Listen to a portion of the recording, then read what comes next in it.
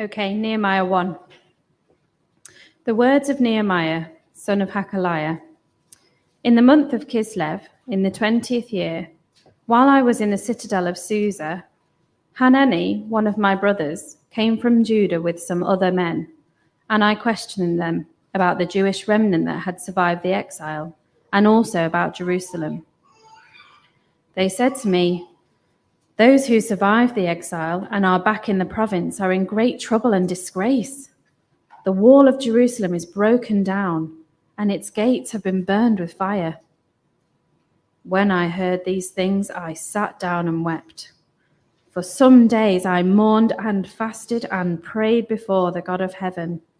Then I said, "Lord, the God of heaven, the great and awesome God who keeps his covenant of love with those who love him and keep his commandments, let your ear be attentive and your eyes open to hear the prayer your servant is praying before you day and night for your servants, the people of Israel. I confess the sins we Israelites, including myself and my father's family, have committed against you. We have acted very wickedly towards you.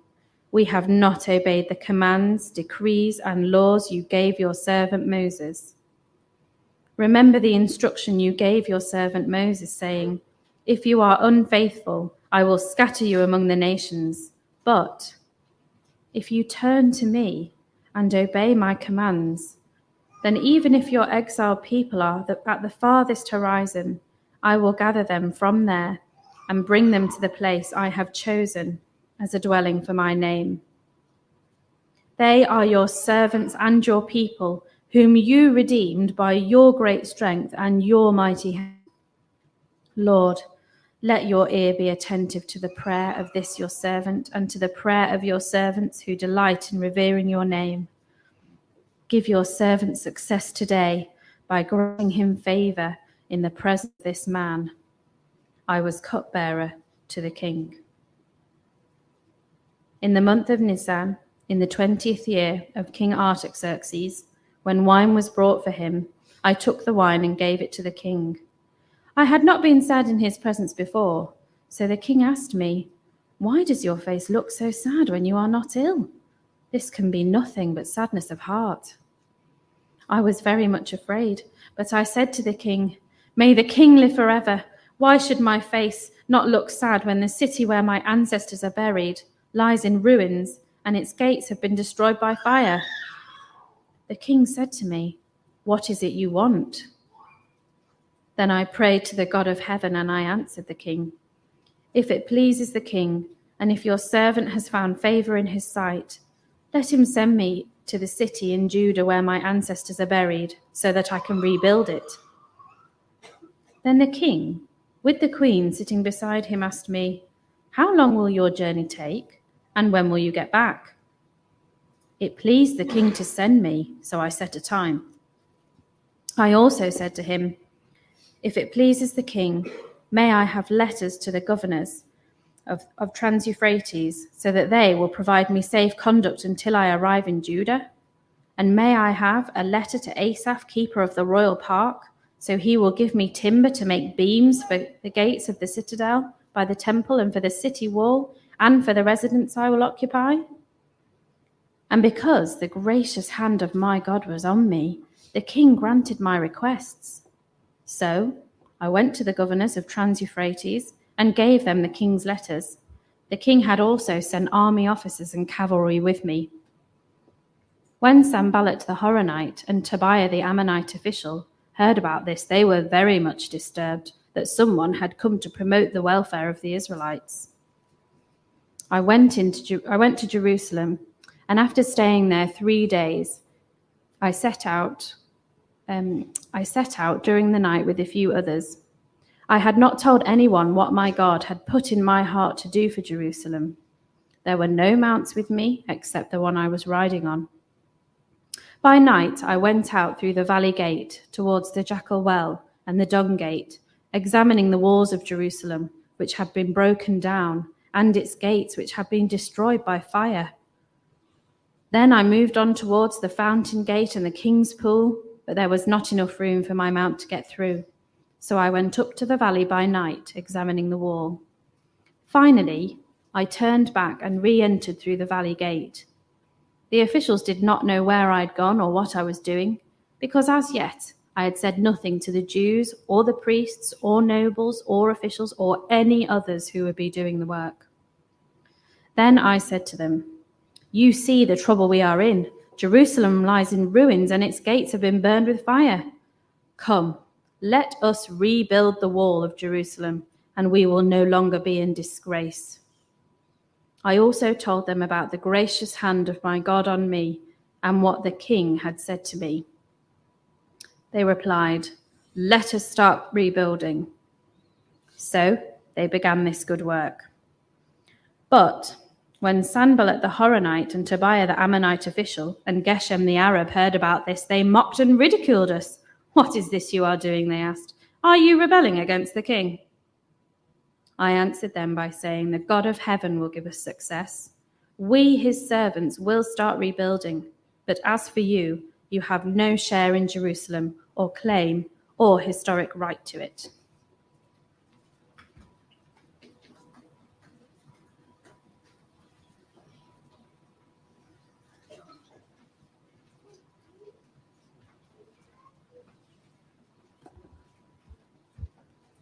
Well, good morning to you once again. Let me say it is an absolute thrill to be here today.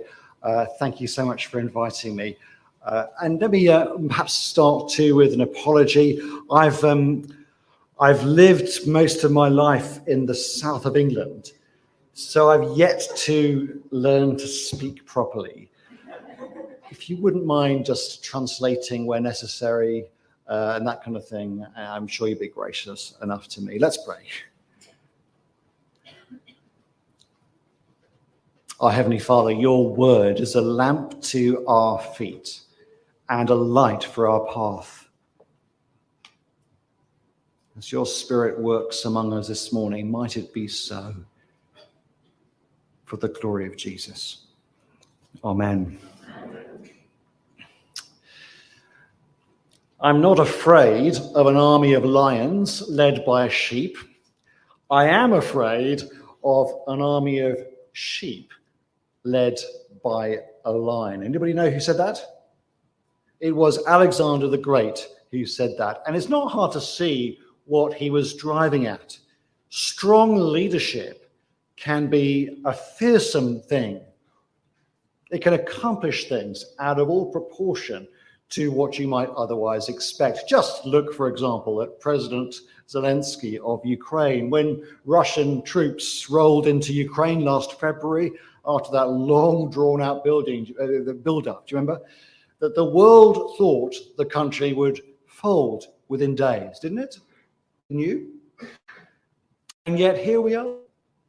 The leadership of this former actor changed everything. He rallied his troops to fight. He rallied the world to join in too, with guns and tanks and missiles, sanctions and what have you. He's galvanized everyone. His words and his example have had extraordinary effect. He's proved to be a lion of a leader. There's a problem with being led by a lion, though.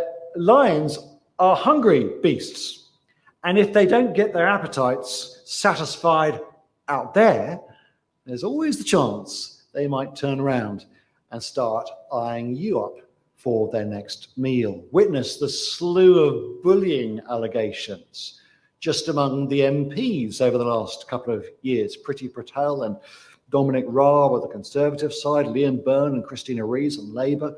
And of course, the one who seemed to lead the charge and summarise everything, the former Speaker of the House, John Bercow. Remember him?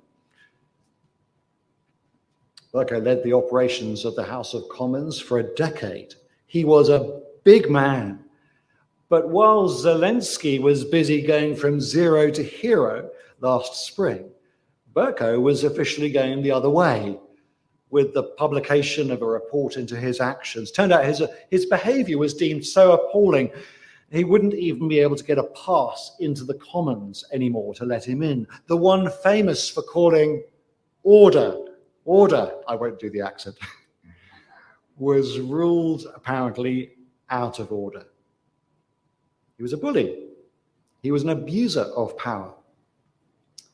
And there we have the problem, don't we? We want strong leaders, we need strong leaders, but so often that strength that we admire turns out to be self-serving, manipulative, brutal even. Power is abused. It turns out giving a lion free rein doesn't always end well for the sheep around them. We've seen that in the world at large. And sadly, we've seen it even in churches and Christian organizations, haven't we? This past decade has been painful, hasn't it? Extraordinarily painful. As one after another of our widely respected Christian leaders has had the lid lifted on their behavior behind the scenes. The curtain's been pulled back. And what we've seen has been ugly. I imagine there'll be very few of us in this room who've been spared the need to do some kind of mental recalibration in terms of where we place our respect and our appreciation, our gratitude for ministry in the wider Christian world. Apart from anything else, we've just had to upskill to understand power issues and adjust our ways of working in the light of them and to respond appropriately to abuse where it happens. But it's just been hard, really hard. A few weeks ago, the church where I serve in Southampton, we felt leadership failure in the wider Christian world had become such a big issue for our young congregation that we took a whole Sunday out of our regular expository series to address the question head on as a church. How do we respond when our Christian leaders fail? Leadership failure in the world at large and leadership failure in the Christian world. So where can you find a model of leadership that is both strong and properly directed? That is effective, but also trustworthy. The character of Nehemiah in the Bible has been an inspiration to generations of Christians who are struggling with exactly that question. J.I. Packer, the great 20th century Anglican theologian, once said about Nehemiah, "He has helped me, perhaps more than any other Bible character." And so it's to the book of Nehemiah, at least the first 8 chapters of it, that we're going to turn our attention today over 3 installments. Now, just to be clear, this book is more than just a manual of leadership. We'll see plenty of other themes on the way through during the day. But certainly in this very first part of the book, it is very much he, the man, the leader, Nehemiah, who is front and center. So for anybody here who is in leadership of some form, whether leadership of a small group or a team or a ministry or a household, family, or indeed a church, in leadership on their own or in leadership alongside others, or who may one day lead others in some context like that, or perhaps aspires to some form of leadership, or simply wants to know how to pray for leaders or what to look for in a good leader. Have I got to you yet? For anybody in any of those categories, what we see here in Nehemiah 1 and 2 is fine gold. It is a masterclass in godly leadership. So how does Nehemiah become God's leader for the moment? What exactly does he do that is so exemplary? Well, for one thing, look where he starts. He felt the predicament. He felt the predicament. Now, I had to stop myself there almost, because what I wanted to say was he saw the predicament. That sounds a bit more normal, doesn't it? It's what we regularly say. He saw the predicament, he spotted the issue, he figured out what needed fixing. But actually, that's not it in these early verses, not quite. Have a look at verse 4, When I heard these things, I sat down and wept. For some days I mourned and fasted and prayed before the God of heaven. See, he hasn't just put his finger on a problem that needs fixing. He's pondering a disgrace that needs lamenting. Not just a problem that needs fixing, a disgrace that needs lamenting. What is the disgrace? We'll come back to verse 1, and let's do a quick bit of historical context for the book, which will help us for the whole day. Now, we're used to documents being dated at the top of them, aren't we? And this one's no exception. The date at this point is apparently sometime in November 445 BC. That's what you get if you decode verse 1. Chislev, November, 20th year of Artaxerxes, 445 BC. But let's go back a bit further. Let's go back 500 years further, in fact, when Israel was in its heyday. Wise King Solomon was on the throne. His glorious temple had just been completed, and his wisdom, his wealth, his territories, his city of Jerusalem were the toast of the world, or at least that corner of the world. They were flying high. Do you remember what the Queen of Sheba said when she came on her state visit to Jerusalem? 1 Kings 10, verse 6, she said to the king, "The report I heard in my own country about your achievements and your wisdom is true, but I didn't believe it until I came and saw with my own eyes. Indeed, not even half was told me. In wisdom and wealth, you have far exceeded the report I heard."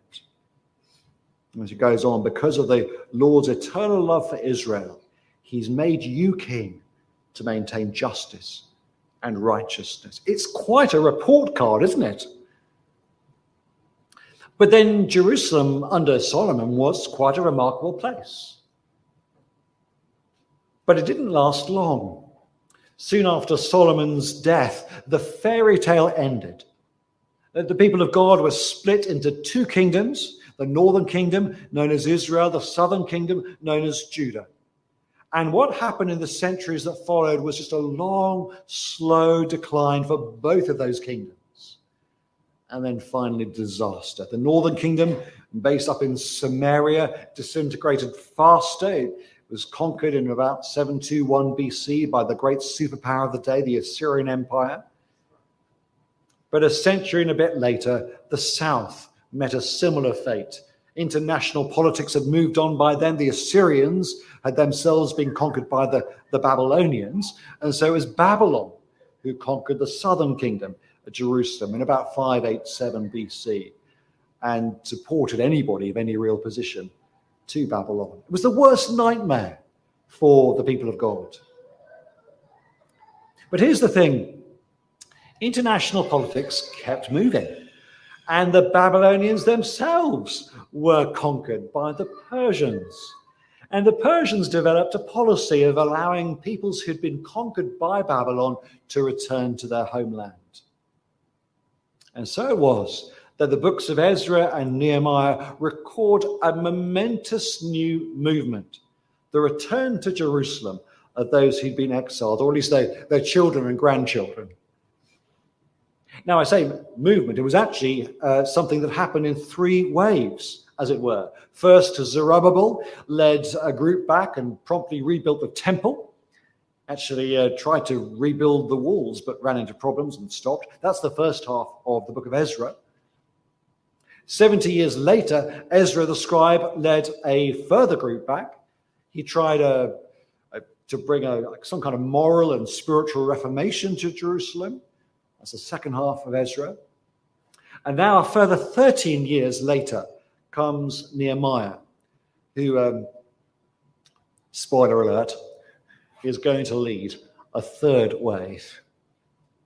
For now, though, he is just deeply concerned by what his brother tells him. His brother has visited Jerusalem, and Nehemiah has asked him how it's all going down there, and it turns out the news is not good. Verse 3. Those who survived the exile and are back in the province are in great trouble and disgrace. The wall of Jerusalem is broken down, and its gates have been burned with fire. And Nehemiah is just horrified by this. So verse 4 again, when I heard these things, I sat down and wept. For some days I mourned and fasted and prayed before the God of heaven. I wonder when the last time you wept was. And by that I mean really, really wept and wept. Many of us in this room, I'm sure, have been through some truly awful situations and seasons of life. You know bitter hurt. You know horrific anxiety, dreadful sorrow, acute grief. Do you remember that? For some, it won't be hard to remember at all. Those are the kind of times when we tend to weep and weep, aren't they? But it takes a very special kind of empathy to weep for others who are going through the same experience with that kind of intensity. Oh, sure, you see somebody in pain and you're sad for them. You maybe even shed some tears for them. But to be able to weep and weep for others with this kind of abandon is an unusual gift. It's one Nehemiah seems to have, though. You see what he's processing. The defenses of Jerusalem are down, and that means trouble, the threat of invasion, a trouble and disgrace, because the reputation of Jerusalem and therefore of the God of the people of Jerusalem was in tatters. And Nehemiah cannot help but feel the gravity of that situation. This is not just a problem in need of a solution. It's a crisis he is deeply burdened by for days. You see that. It's crushing for him, debilitating. Why? Well, presumably because of where his heart is. It's with his people. It's with his God. Now, this is deeply instructive for us. If you're in any kind of spiritual leadership, please take note. Your ministry is not some task to be scheduled and executed and then just ticked off a to-do list. No, it's more than that. The spiritual condition of those under your care is a weighty business. Yes, ultimately it's God's business. You and I are not their savior. But when there is trouble for God's people or a disgrace to God's name, should we not sit down and mourn and weep? Are you as personally impacted by your people's condition as Nehemiah is? He felt the predicament. That was the first demonstration of Nehemiah's leadership. And then he sought the Lord in prayer. He sought the Lord in prayer. Now, rather than rushing in to take some bold initiative to rectify the situation straight out, he just goes to God. It's a powerful statement, isn't it? And a great rebuke for the activists among us. Rather than acting out of supposed self-sufficiency, he discerns where the sufficiency really lies, in the strong arm of God. And so he prays. And what a prayer it is when we're looking for models for prayer. I guess we often go to the prayers that Jesus taught us, or the prayers Paul reported in his letters. I have to say, when I was really getting serious about wanting to learn to pray, one of the books that impacted me most was Don Carson's book, A Call to Spiritual Reformation. Actually, I listened to the recordings of the talks first and then read the book later. But it was deeply formative for me as I tried to grow my prayer life. And if you're interested in growing in your prayer life, you want to dig deeper into this area of Christian maturity, I would commend that book to you, among others. And that other book that was mentioned earlier on is another fine one, Philip Jensen's book. Do get hold of one of those books anyway and start going through it clearly. In that case, allow Paul's priorities to mold your own. But for all that, I want to suggest that this prayer here in Nehemiah is up there with the best of them when it comes to templates for our own times of prayer. What does prayer look like for this leader, Nehemiah? 4 A's. First, it looks like adoring.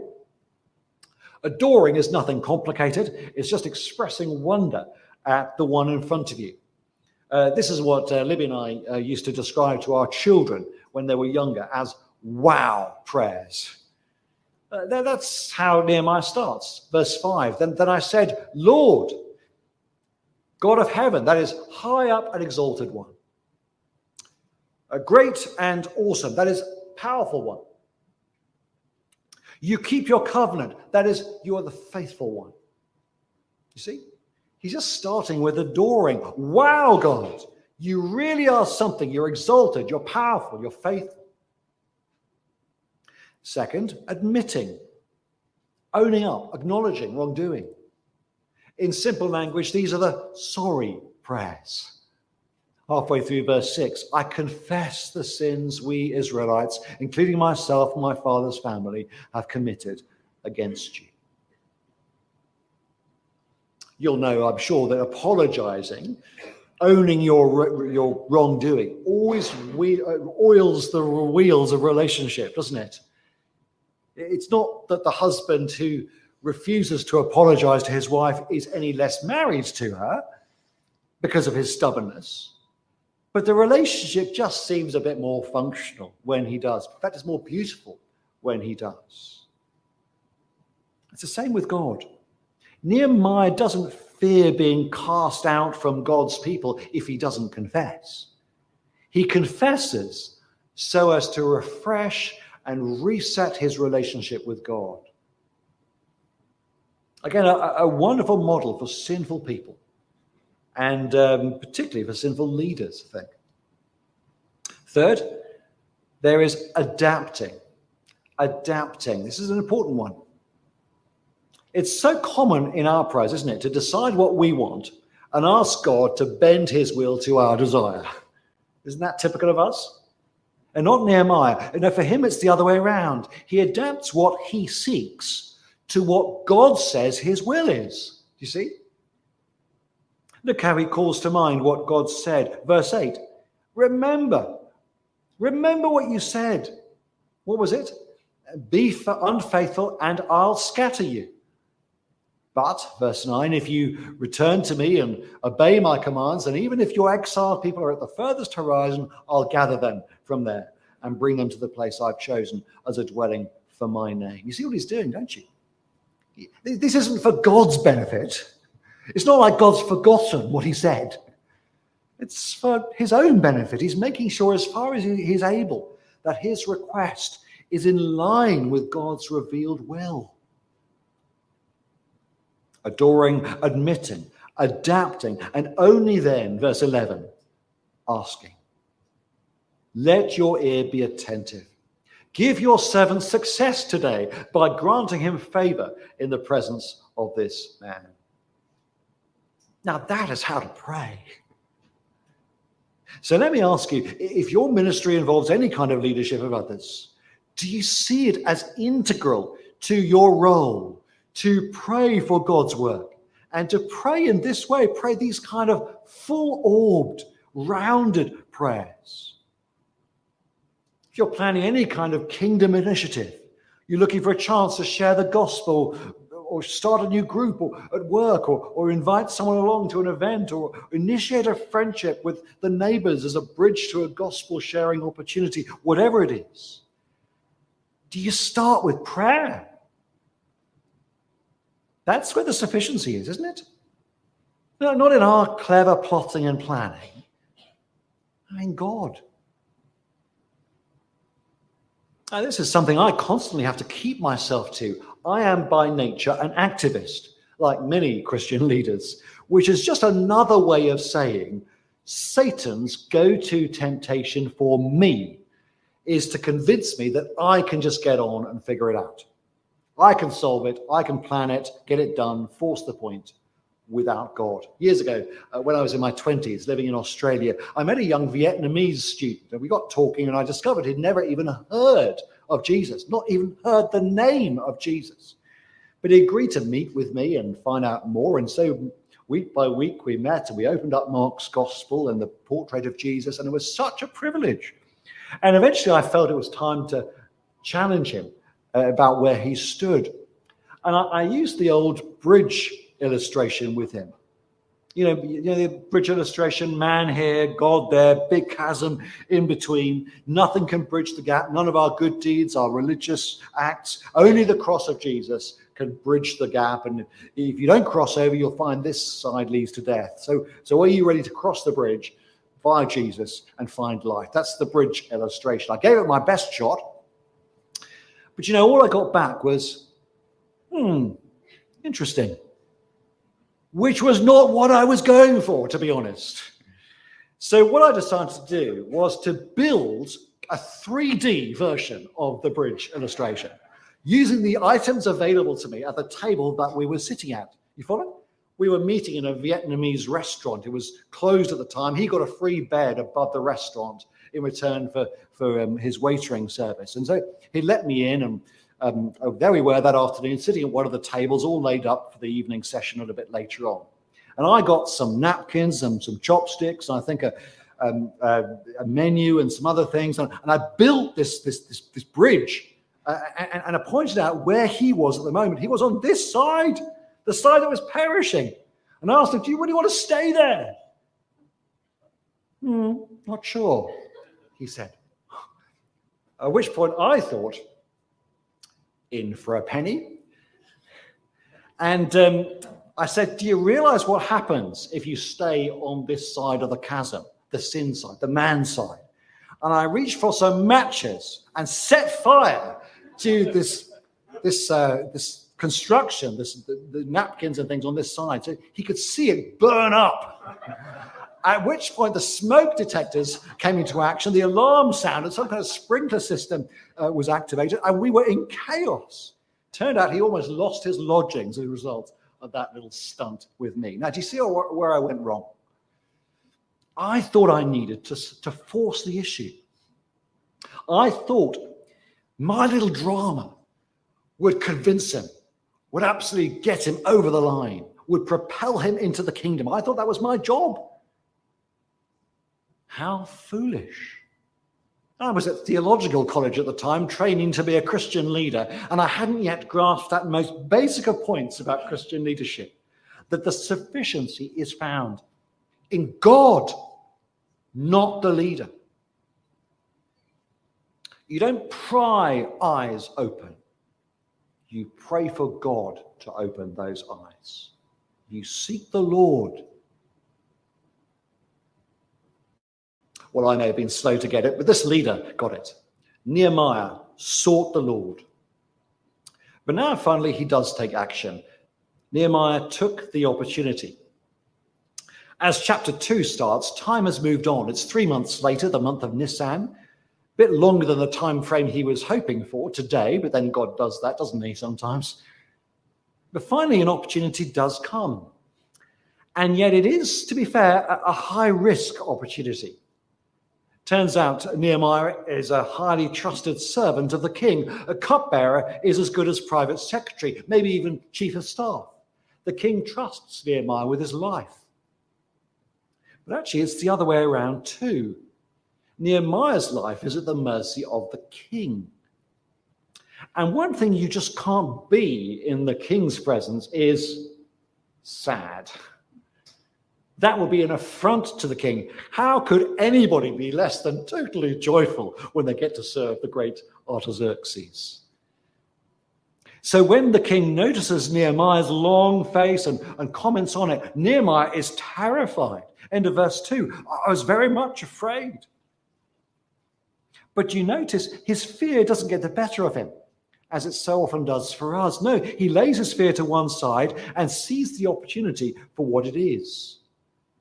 Tells the king straight out about the situation which is burdening him so much. So verse 3, but I said to the king, may the king live forever. Why should my face not look sad when the city where my ancestors are buried lies in ruins and its gates have been destroyed by fire?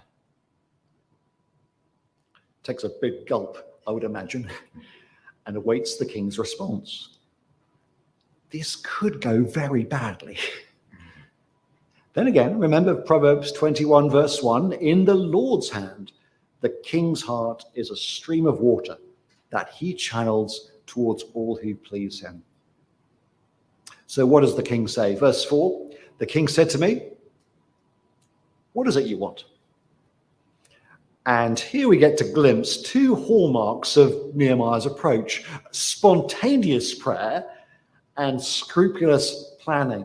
There's the spontaneous prayer, a quick arrow into verse 4. I pray to the God of heaven, right there and then. Do you ever do that when you know you need help fast? I certainly do. But don't be fooled. He's not just some kind of chancer. Look how well prepared he is for this opportunity. What do I want? Well, now that you mention it, out comes the shopping list. I need a royal commission, verse 5, to go about the construction. I need some weeks off, end of verse 6, to get the job done. I need a travel warrant, verse 7. And verse 8, I need a requisition for some timber. That should do it to get me started. He's done his homework, hasn't he? He knows exactly what he wants. And amazingly, he gets it, all of it. And not because of his gall or his persuasive powers or anything like that, but because, end of verse 8, see? Because the gracious hand of my God was on me. Recognizing and taking and making the best of God-given opportunities. It's part of Christian discipleship. Applies across the board, from dating to job hunting. But particularly it applies, I think, to leadership and gospel initiatives. Make the most of every opportunity, said Paul, Colossians 4, verse 5. If you are cautious and risk-averse, this will be a challenge to you. You'll find this hard, but it is part of leadership. And can I say too, it's so important that we recognize that responsibility and give space and permission and encouragement for our leaders to look for and take opportunities. It is one of the most wearing things about Christian leadership, the experience of ideas and vision being met time and again with skepticism, cynicism, pessimism. Of course, it's dressed up nicely. The critics and the naysayers will use words like prudence, wisdom, appropriate caution, words you can't really argue with, Bible words. But look a bit more closely at what's really going on, the attitudes behind those words. And what you are likely to find is really lack of faith, lack of gospel urgency, lack of creativity, lack of courage, but just dressed up in the top hat of Bible words. I don't know if this is an issue in your church, but it is in many. So let me encourage you, if you need this encouragement, give your leaders the benefit of the doubt. Let them try their idea. Let them give it a really proper go, in fact. Tell the naysayer over there, who's always negative and small-minded and carping on about whatever it is, to put a sock in it and throw yourself in and do your bit to make sure that the venture flies. And if it does fail rather than fly, don't criticize. Don't say, I told you so. Don't make it impossible to do anything else for another 15 years because that thing is proof that everything fails.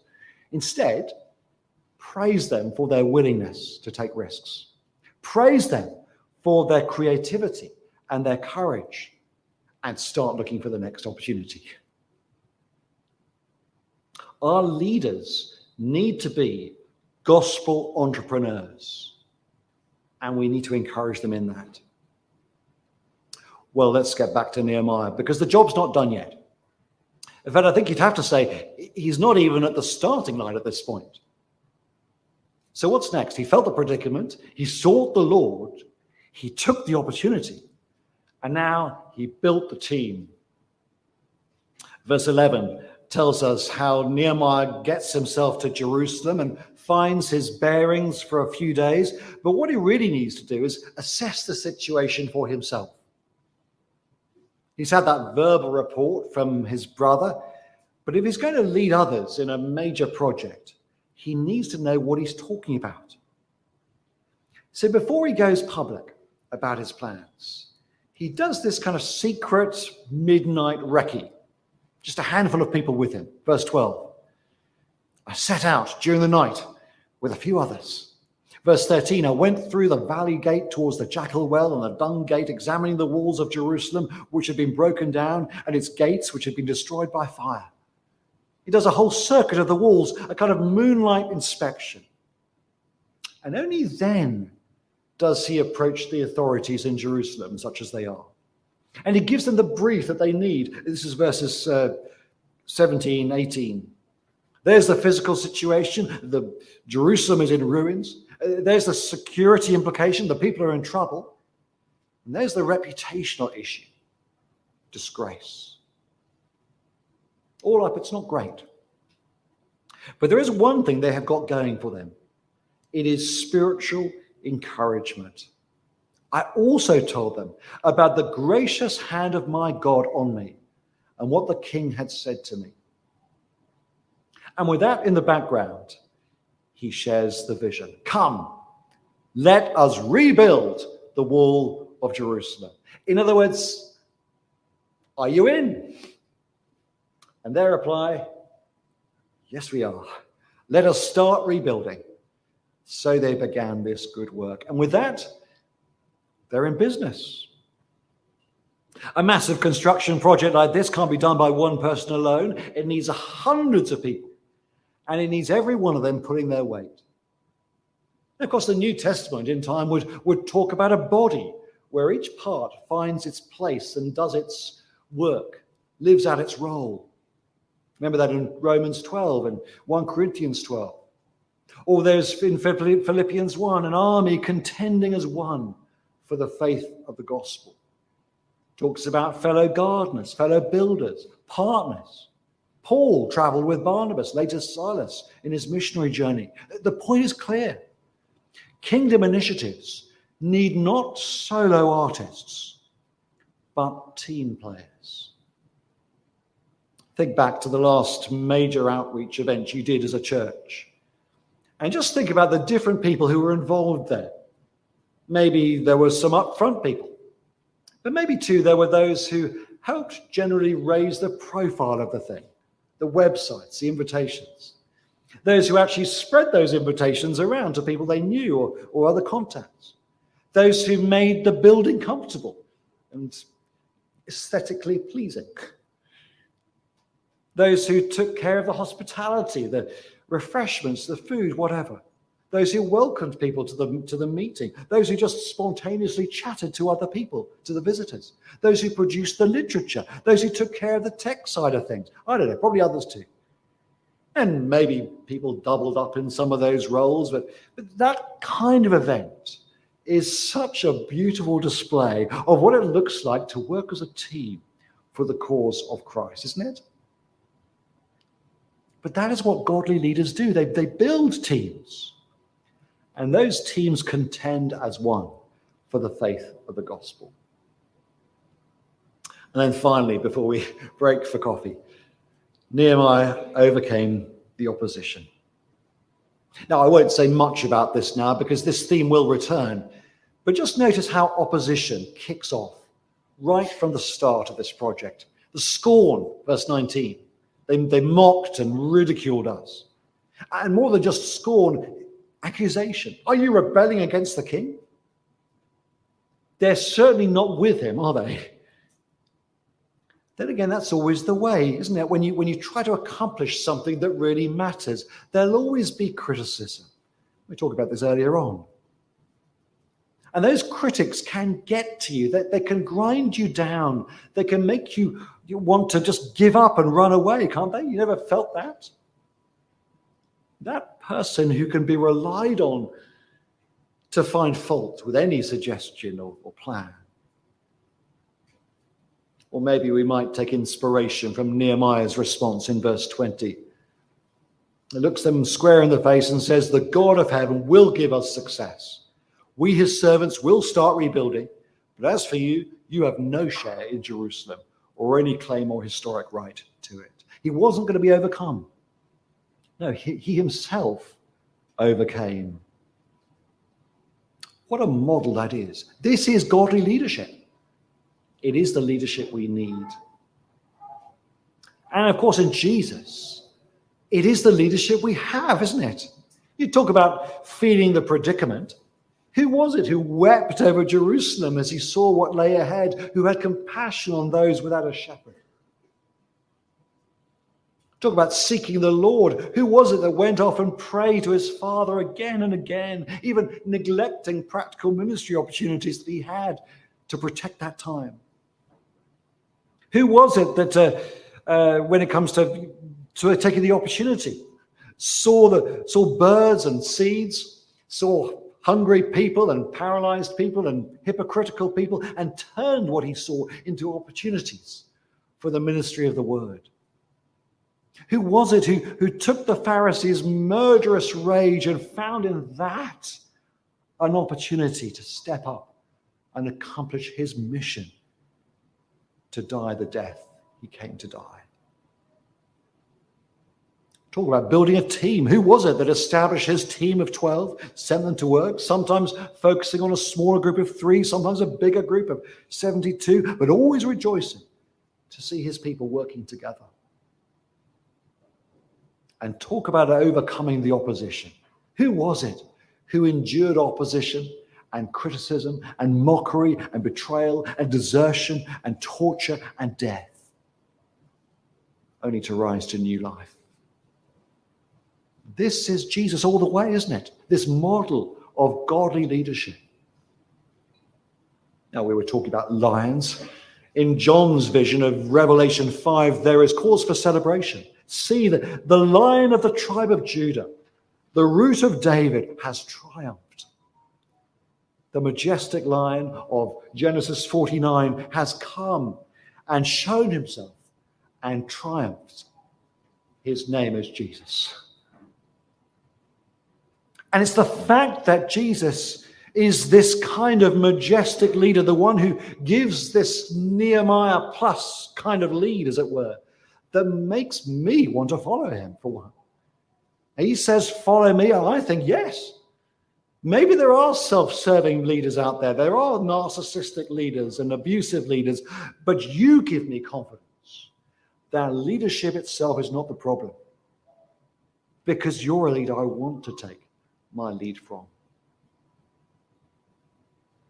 Now, if you've never started doing that, and I take it in a group this size, there will be some here who have never actually started doing that, then let me encourage you to begin to take your lead from Jesus. It doesn't get any better than this.